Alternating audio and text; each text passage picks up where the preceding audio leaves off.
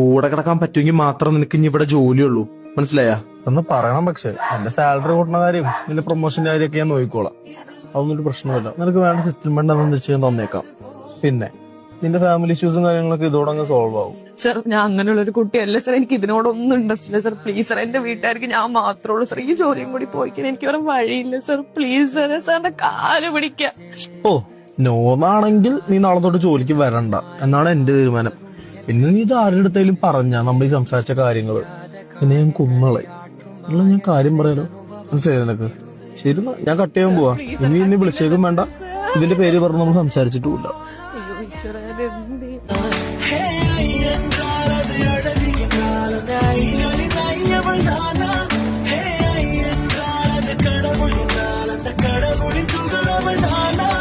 ஐயோ என திகைக்கும் மையன வியக்கும் ஐகளுக்கெல்லாம் விடுமுறையை அவள் தந்து விட்டாள், அவள் வந்து விட்டாள்.